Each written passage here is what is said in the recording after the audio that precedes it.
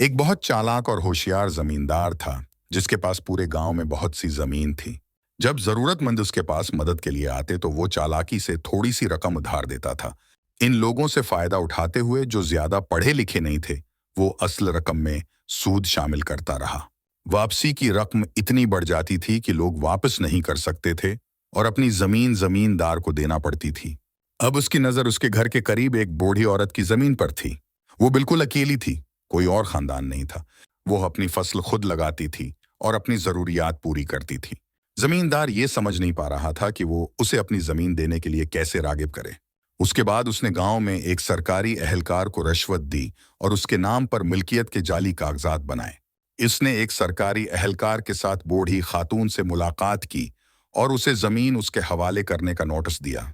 बूढ़ी औरत ये जानकर हैरान रह गई और अर्ज किया कि वो सारी जिंदगी यहीं रह रही है और ये जमीन उनके आबा अजदाद की मलकियत है। यहाँ उनके चाहने वाले हैं और उन्हें विरासत में मिली है। अब कोई ये दावी कैसे कर सकता है?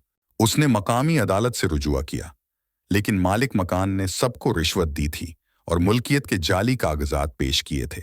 इस तरह अदालत ने जमींदार के हक में फैसला सुनाया।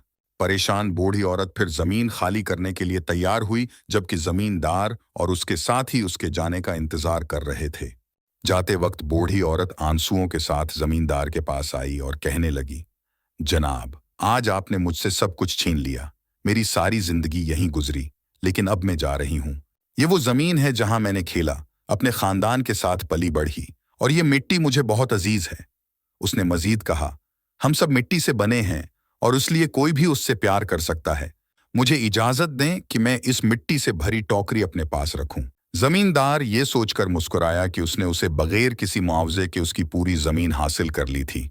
हो सकता है उसे मिट्टी का वो एक टुकड़ा भी दे दे ताकि वो खामोशी से चली जाए। उसने कहा, ठीक है, आप अपनी टोकरी भर सकती हैं।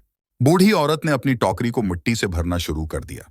उसने उसे भर लिया और टोकरी को अपने सिर पर उठाने की कोशिश कर रही थी। उसने फिर जमींदार से कहा, जनाब, क्या आप मेरे सर पर टोकरी रख देंगे? आंखों में आंसू लिए बूढ़ी खातून ने कहा, जनाब, ये सारी जमीन मेरी थी, सारी जिंदगी यहां गुजार दी। मैं मरने के बाद भी उसे अपने साथ नहीं ले जा सकूंगी। जनाब, आपके पास दूसरों की इतनी जमीन है, आप ये सब अपने साथ कैसे ले जाएंगे? ये सुनकर मालिक मकान हक्का बका रह गया।